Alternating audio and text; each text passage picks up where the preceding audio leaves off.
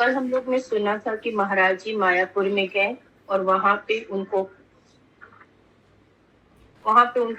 मायापुर का माहौल बहुत अच्छा लगा, क्योंकि पर वहां पे इतनी आज की तरह वहां पे इतनी सुविधाएं नहीं थी जिस प्रकार उस समय माने आज है, इस प्रकार सुविधा उस समय नहीं थी। तो महाराज जी को सेवा करना चाहते थे, लेकिन भावानंद महाराज जी उनको बोलते ये तुम्हें नहीं करना है, ये तुम्हारे लिए नहीं है। अब हम लोग आज आगे सुनेंगे इसके आगे। हिरण्यगर्भ प्रभु जो गुरुकुल बच्चों के स्कूल के प्रधान थे, उन्होंने उनके सहायक नदिया प्रभु के साथ साथ पढ़ाने के लिए मुझे आमंत्रित किया। फिर से मैं भावानंद महाराज जी के पास सेवा के लिए स्वीकृति लेने गया, पर उन्होंने इस सेवा को भी मेरे लिए उचित नहीं समझा। मैं फिर से हताश हुआ। मुझे लगता था कि पढ़ाना मेरे लिए उत्तम सेवा रहेगी, पर महाराज मुझे इसके लिए अयोग्य समझते थे। मेरे अहंकार को ठेस पहुंचती थी और मैंने विरोध करते हुए कहा, क्या आपको मैं एकदम बेकार लगता हूँ? जिस भी सेवा का मैं प्रस्ताव रखता हूँ उसी के लिए आप मुझे अयोग्य समझते हैं। यह तुम्हारी योग्यता का प्रश्न नहीं है, महाराज ने पलटकर कहा। जब वहां जाकर तुम पाओगे कि सभी छात्र बिस्तर गीला करने वाले ग्रामीण बच्चे हैं और पूरी कक्षा से बदबू आती है, तो मुझे डर है कि तुम्हारा आदर्श सपना टूट जाएगा। मैं तीर्थपाद प्रभु के साथ रहता था, जो एक बहुत ही गंभीर अमेरिकी भक्त थे। वे एक भी मिनट व्यर्थ नहीं गवाते। अगर उनके पास खाली समय होता तो वे श्रील प्रभुपाद की पुस्तकें पढ़ते और उनकी निर्धारित 16 माला पर हो जाने के बाद भी प्रसाद लिया करते। माला पूरी करने में पूरे 2 घंटे लगते। मैं ऐसी प्रतिबद्ध साथी के साथ रहते हुए बहुत प्रसन्न था। मेरे लिए सबसे बड़ी चुनौती प्रतिदिन सुबह जल्दी उठना। घर पर मैं 8 बजे के पहले विरले ही कभी उठा करता था, पर मायापुर में सभी भक्तों को सुबह 4 बजे के पहले उठकर 4:30 बजे की मंगल आरती में भाग लेना होता था। तीर्थपाद प्रभु प्रतिदिन प्रातः 3 बजे उठ जाया करते और स्नान करने जाने से पहले मुझे उठा दिया करते। उनके लौटने पर वे मुझे बिस्तर पर ही पाते तो मुझे उठाने के लिए विवश कर देते। मैं उनसे थोड़ी देर और सोने के लिए प्रार्थना करता, पर वे मेरे नीचे का गद्दा मेरे लेटे रहते हुए उठा देते और धरती पर गिरने से बचने के लिए मुझे नीचे कूदना होता। हम हंसते हंसते ऐसा प्रतिदिन करते थे। तीर्थपाद प्रभु और उनके भाई एक साथ इस्कॉन से जुड़े थे, परंतु हाल ही में उनके भाई ने आंदोलन छोड़ दिया था। इस घटना से वे उदास थे। मुझे कृष्ण भावनामृत में स्थिर करते हुए वे मुझे बड़ा स्नेह करते थे, मानो वे कृष्ण भावनामृत से भटके हुए अपने भाई को वापस ला रहे हों। उन दिनों मायापुर में जीवन बड़ा साधारण था। हर कोई निरपेक्ष भाव से आयु, राष्ट्रीयता या पद की चिंता न करते हुए मंगल आरती में भाग लेता था और मंदिर में बैठकर अपनी माला किया करता। साथ ही सभी श्रृंगार आरती, गुरु पूजा और श्रीमद् भागवतम कक्षा में भी भाग लेते थे। हम सभी दिन भर सेवाओं में लगे रहते। केवल दोपहर को छोड़कर, जब हम तीव्र गर्मी के कारण अंदर रहकर श्रीमद् भागवतम या परम पुरुषोत्तम भगवान श्री कृष्ण श्रील प्रभुपाद द्वारा लिखित 10वें स्कंद का सार का अध्ययन करते।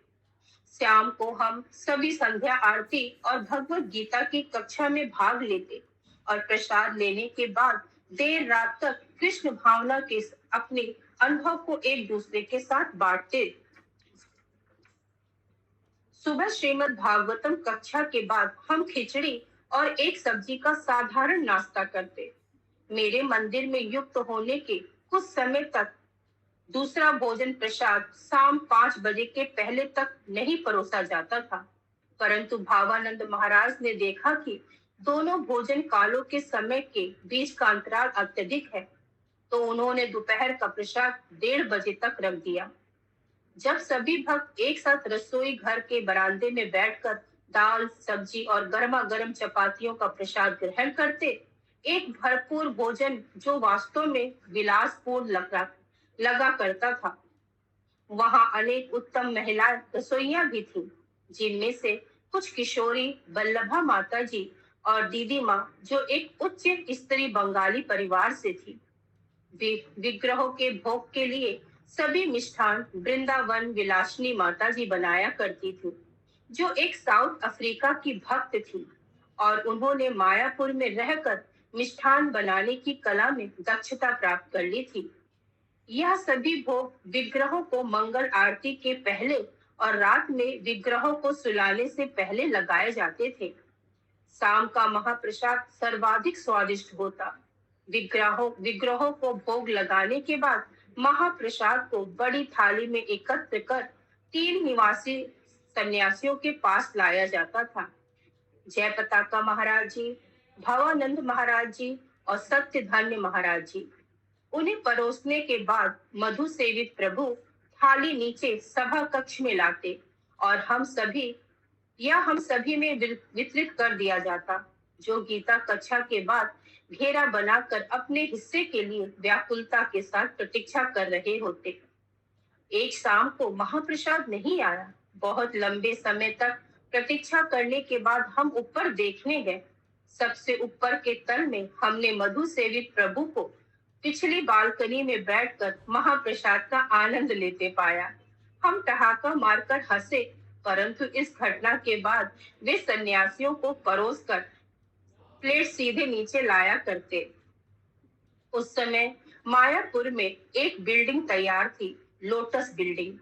मंदिर का कक्ष निचले तल्ला पर था। एक सभा कक्ष, कुछ कार्यालय और विग्रहों का रसोई घर अगले तल्ला पर था। शील प्रभुपाद का कक्ष और उनके सचिव और सेवकों के लिए एक कक्ष इसके ऊपर था, और सबसे ऊपर अतिथियों के लिए कुछ कमरे थे। इसके ऊपर छत पर जयप्रताप महाराज जी का और भावानंद महाराज जी के 2 बड़े कमरे थे। इसके अन्य मायापुर नगर अभी भी अविकसित था। हम सामने की बाउंड्री की दीवार के साथ अपने कमरों की पंक्तियों में रहते थे, जो मुख्य रूप द्वार के दोनों ओर थी। कोई शौचालय नहीं था और पक्की सीमेंट लगी जमीन पर खुले मैदान के बीच 4 हैंडपंप ही हमारे नहाने की सुविधा थी। शौचालय के लिए धरती में गड्ढे खोदे गए थे और उनके आसपास जूट के कपड़ों से ढकी लकड़ी की दीवारें थी। यह क्षेत्र जहरीले सांप, कोबरा और क्रेट से भरा हुआ था। केवल हैंडपंप और शौचालय तक जाने में ही हर कदम पर व्यक्ति की जान को खतरा रहता था। जब मायापुर में बाढ़ आती तो पानी 10 फीट की ऊंचाई पर आ गया और सभी सांप अपने बिलों से बाहर निकलकर खिड़कियों, द्वारों, पेड़ों और यहाँ तक कि भवन में हर स्थान पर तैरते पाए गए। सांपों से छुटकारा पाने के लिए उड़ीसा के एक भक्त प्रदुबन प्रभु ने उन्हें मारना आरंभ किया। वे 50 सांप मार चुके थे और अगर हम उन्हें रोकते नहीं तो वे मारते ही जाते। एक दिन एक भक्त ने प्रदुबन प्रभु को बरामदे पर चलते हुए देखा और उनके पीछे एक कोबरा चल रहा था। चिकने सीमेंट के फर्श ने कोबरे की गति घटा दी थी, इसीलिए वह भक्त उसे रोक पाया। लेकिन यदि वह ऐसा नहीं करता तो प्रद्युम्न प्रभु को वह सांप काट ही लेता। मुझे बताया गया था कि कोबरा बड़े प्रतिशोधी होते हैं। वे अपने मृत साथी की आंखों में देखकर हत्यारे को पहचान जाते हैं और फिर उसका पीछा करते। एक दिन मैं पीछे के बरामदे में खड़ा था जब मैंने एक बड़े काले कोबरे को रास्ते पर सरकते देखा।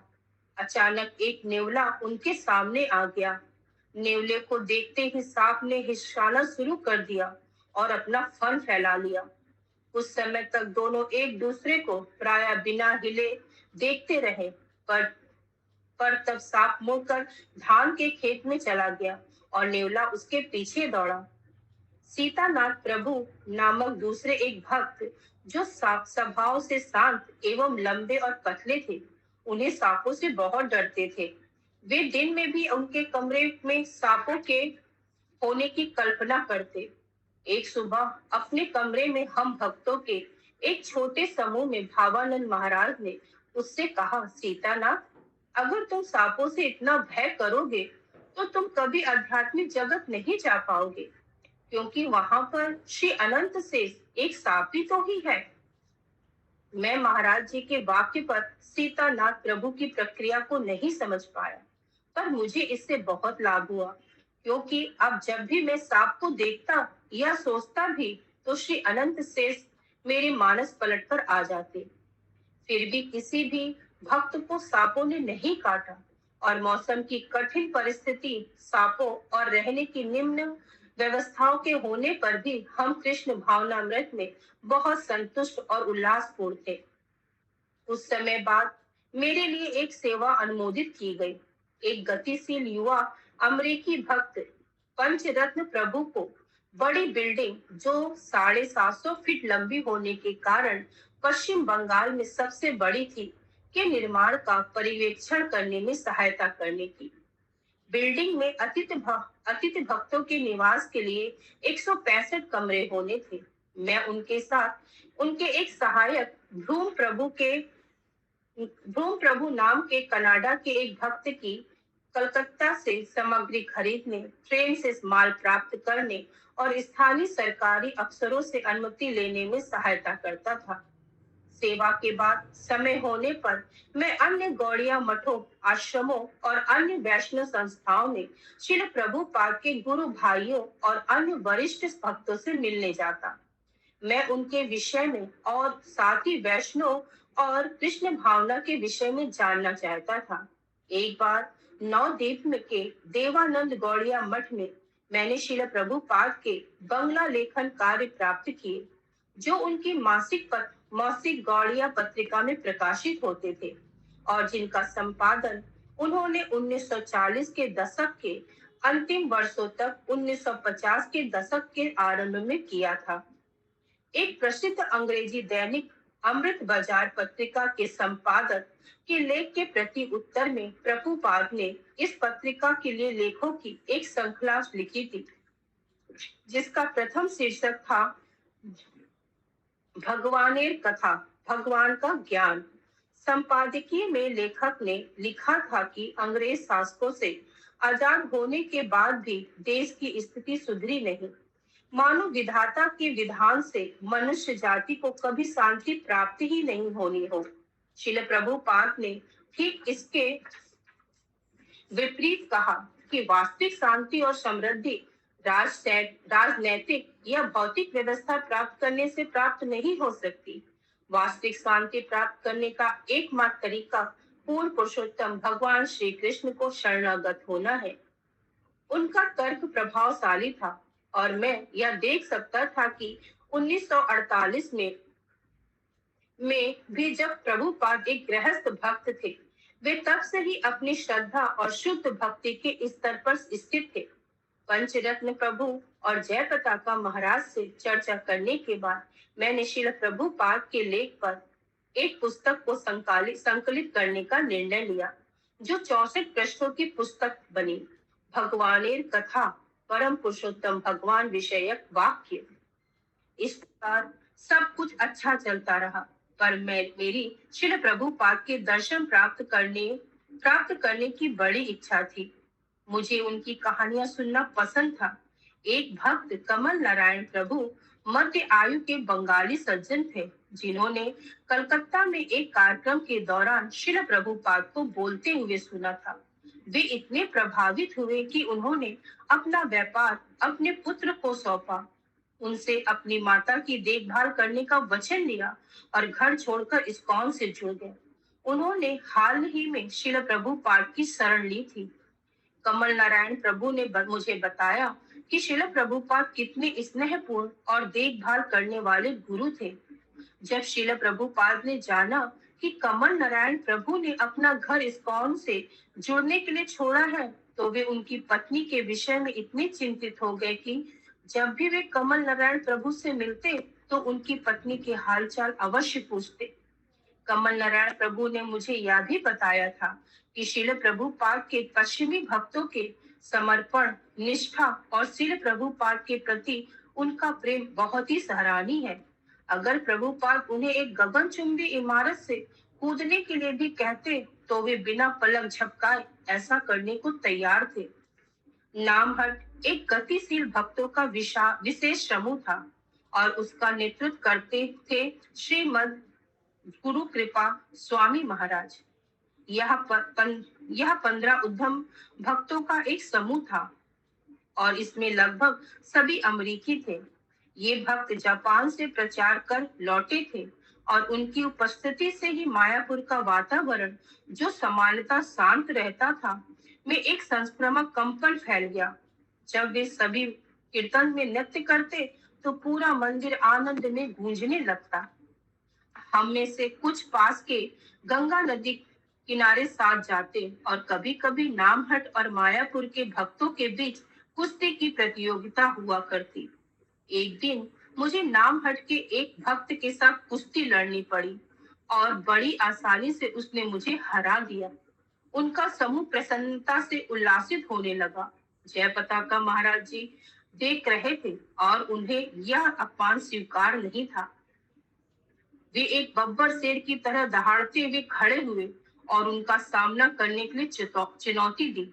कुछ समय के लिए वहां सन्नाटा फैल गया। तब गुरु कृपा महाराज ने अपने एक लंबे और बलवान दिखने वाले भक्त को, जो जयपताका महाराज जी की बराबरी का ही लगता था, कुश्ती करने का आदेश दिया। यह देखने लायक था कि जयपताका महाराज जी एक विशेष बल से सशक्त दिख रहे थे। थोड़ी जोर आजमाइश के बाद उन्होंने उस भक्त को उठाकर धरती पर पटक दिया। एक रात हम सभी जयपताका महाराज जी के कमरे में बैठकर श्री चैतन्य चरितामृत का पाठ कर रहे थे, जो श्री चैतन्य महाप्रभु की दिव्य जीवनी है।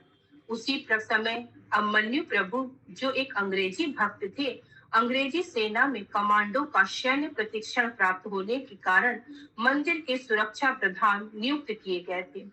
वे दौड़ते हुए आए और सभी को सचेत किया कि डकैत मंदिर पर आक्रमण करने आ रहे हैं, परंतु महाराज जी को इस पर विश्वास नहीं हुआ। वे हमारे पाठ में व्यवधान डालने के लिए थोड़े नाराज थे। उन्होंने कहा, अभिमन्यु, यह मात्र तुम्हारा भ्रम है। परंतु अभिमन्यु प्रशांत थे। उन्होंने अपनी बात पर तर्क दिया। अंततः केवल उन्हें शांत करने के लिए महाराज उठे और कहा, चलो डकैतों से मिलकर आते हैं। हाथों में लाठियां लिए महाराज आगे चल रहे थे और हम सब मुख्य द्वार तक आ गए। वहां पहुंचने पर हमने मसाल लिए लोगों की भीड़ को कुछ दूरी से हमारी ओर आते देखा।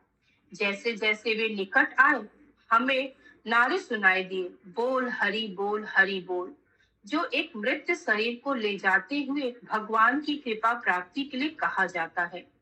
यह एक अंतिम यात्रा थी। समूह की भीड़ को देखकर वहां एक महत्वपूर्ण व्यक्ति की जान पड़ती थी। जयपताका महाराज जी कुछ भी नहीं कहा। वे एक लंबे कद रखते हुए वे और लंबे कदम रखते हुए वापस अपने कमरे की ओर चल दिए और अन्य सभी भक्त उनके पीछे। महाराज एक स्वाभाविक नेता थे। वे ऊर्जा से परिपूर्ण थे और सुबह से लेकर रात तक सेवा करते रहते थे। पर हमने एक साथ बहुत आनंद भी प्राप्त किया। एक समय जब उन्हें अमेरिका से तीर और कमान प्राप्त हुए, तो वे लोटस बिल्डिंग के सामने के बगीचे में तीरंदाजी का अभ्यास किया करते। वे उत्कृष्ट निशानेबाज थे और वास्तव में हर बार बीच में ही निशाना लगाते। वे एक दक्ष तैराक भी थे और न केवल बिना परिश्रम के वे गंगा पार कर लेते, पर उन्होंने कई बार डूबते भक्तों को भी बचाया था। और जब डकैतों का वास्तविक खतरा होता, तो महाराज जी सबसे आगे उनका सामना करने के लिए खड़े होते। हम उनके नेतृत्व में सदा स्वयं को सुरक्षित समझते थे। मायापुर के विग्रह श्री श्री राधा माधव 18 इंच ऊंचे थे और 8 शुभ धातुओं से बनाए गए थे। वे व्यक्तिगत रूप से श्रील प्रभुपाद द्वारा स्थापित किए गए थे। मैं उनके साथ एक संबंध स्थापित करने लगा था, और जब कभी भी मुझे मौका मिलता, मैं उनके सामने बैठकर उनके दिव्य सौंदर्य की प्रशंसा करने का प्रयास करता। हरे कृष्णा कृष्णा कृष्णा हरे हरे, हरे राम राम राम हरे हरे। एक दिन सुबह के प्रसाद के बाद विग्रहों के सामने महामंत्र का जाप करते हुए मुझे एक गहन साक्षात्कार हुआ। मैं वास्तव में कृष्ण के साथ संपर्क कर रहा था और वे सुन रहे थे। मैं श्री माधव के रूप को निहारते हुए उनके समीप बढ़ा। अचानक से मैं पूरी तरह से यह जान गया कि वे ही परम स्वामी और नियंता है, परम पुरुषोत्तम भगवान है। मैंने अपने पठन से बौद्धिक समझ प्राप्त कर ली थी, पर मेरी नई जागरूकता अलग थी और विचारों के परे निश्चित ही एक गहन प्राप्ति थी। फिर मुझे ध्यान आया कि मैं इनसे कुछ भी मांग सकता हूँ और वे मेरी इच्छा पूर्ण कर देंगे। कई विचार मेरे मन में कौंधने लगे। मैं इनसे क्या मांगू? धन, पद, संपदा, सम्मान? मैं पूर्णतः अस्वस्थ था कि मुझे जो कुछ भी चाहिए मुझे प्राप्त हो जाएगा। पर फिर मैंने सोचा, अगर कल मेरी मृत्यु हो गई तो यह सब किस काम में रह जाएंगे। बड़ी राहत के साथ मैंने वह मांगने की सोची जो सदा मेरे साथ रहेगा। मैंने प्रार्थना की, कृपया मुझे आपका एक भक्त बनने की अनुमति दे और सदा मुझे अपनी प्रेममय सेवा में संलग्न रखे। एक गंभीर राहत मेरे हृदय में प्रकाशित हो गई और मैं अवर्णनीय आनंद से भर गया। मैंने उन्हें दंडवत प्रणाम किया और आभार एवं प्रेम की भावनाओं से सारा बोर लंबे समय तक वहीं लेटा रहा। अनिवेश अनि, अनिर्देश वपु प्रभु भी मायापुर आए थे और उनके साथ मेरी मित्रता फलने फूलने लगी। मैं उनके साथ लंबी शहरों पर और कभी कभी गंगा के बहाव के साथ 1 किलोमीटर की दूर तक जाया करता। हम विभिन्न विषयों पर चर्चा करते हुए मुख्यतः अपने आध्यात्मिक जीवन के विषय में ही। वे लॉस एंजलिस के रहने वाले थे और उनके पिता मेरे पिता के समान अमेरिका के फिल्म उद्योग से जुड़े थे। वे भी बचपन से अध्यात्म के प्रति आकृष्ट थे और अपनी किशोर अवस्था के अंत के समय में भक्तों के संपर्क में, विशेषकर श्रील प्रभुपाद की पुस्तकें पढ़कर आकर तुरंत ही आकृष्ट हो गए। उसके कुछ ही समय बाद वे इस्कॉन से जुड़ गए और समर्पित होने के लिए उन्होंने भारत की यात्रा की। वे भारतीय संस्कृति के विषय में अत्यंत जिज्ञासु थे और वह उसकी बहुत सराहना करते, और वे मुझसे मेरी मातृभूमि के विषय में अनेक प्रश्न पूछते। वे सभी को यह बताते कि किस प्रकार मुझे पहली ही बार देखकर वे जान गए थे कि मैं भक्त बन जाऊंगा, और मैं सभी को बताता कि किस तरह उन्होंने तुरंत ही मुझे विग्रहों के लिए फल काटने की सेवा में लगाया था और इस सेवा के कारण ही मैं भक्त बन पाया। सुबह की प्रसाद के दौरान मधु सेवित प्रभु ने घोषणा की कि शिल प्रभुपाद अभी अभी मुंबई पहुंचे हैं। मेरा हृदय उत्तेजित हो गया। मैं भावानंद महाराज के पास भागा और कहा कि मुझे जाकर महाप्रभु से मिलना है, परंतु महाराज ने इसकी स्वीकृति नहीं दी। अगर तुम जाते भी हो, उन्होंने कहा, तुम उनके पास नहीं जा पाओगे। कोई वहां तुम्हें नहीं जानता, और इसके अलावा शिल प्रभुपाद की तबीयत ठीक नहीं है। वे बिरले ही किसी से मिलते हैं। उन्हें यहाँ आने दो, वे जल्दी यहाँ आ जाएंगे और तुम्हें उनसे मिलने के बहुत सारे अवसर प्राप्त होंगे। मैंने महाराज जी की सलाह स्वीकार करते हुए संयम बनाए रखने का प्रयास किया। एक दिन हमें सूचना मिली कि शिल प्रभुपाद इलाहाबाद के कुंभ मेले में जाने वाले हैं, जो मायापुर के उत्तर पश्चिम की दिशा में 800 किलोमीटर की दूरी पर था और 3 दिन की बस यात्रा करके पहुंचा जा सकता था। गुरु कृपा महाराज अपने नाम हट के भक्तों के साथ जा रहे थे और हम मायापुर के कुछ भक्त भावानंद महाराज के नेतृत्व में उनसे जुड़ने वाले थे। मेरी भी जाने की बड़ी तीव्र इच्छा थी। अध्याय 4 कुंभ मेला। 10 जनवरी से 18 जनवरी 1977। कुंभ मेला इलाहाबाद में हर 12 वर्षों में मनाया जाता है और यह विश्व भर के करोड़ों लोगों के गंगा, यमुना और सरस्वती के संगम पर एकत्र होने के कारण विश्व का सबसे बड़ा मानवीय समारोह है। इसमें भाग लेने के लिए हमें हैजा और अन्य संक्रामक बीमारियों से परिरक्षित किया जाना था, परंतु मेरे शरीर ने टीकाकरण का प्रतिक्रिया किया और जाने के एक दिन पहले तक मुझे तेज बुखार चढ़ा रहा। भावानंद महाराज को मेरा यात्रा करना ठीक नहीं लग रहा था, परंतु मैं किसी भी हाल में शिला प्रभुपाद से मिलने का अवसर गंवाना नहीं चाहता था और मेरी इस निष्ठा को देखकर महाराज ने मुझे अनुमति दे दी। अगली सुबह एक्सीडिन नामक दवाई लेकर मैं 30 भक्तों के दल के साथ नवद्वीप से बस में चढ़ा। यह नगर गंगा की दूसरी ओर था और यात्रा का नेतृत्व नाम भटके प्रचारक कर रहे थे।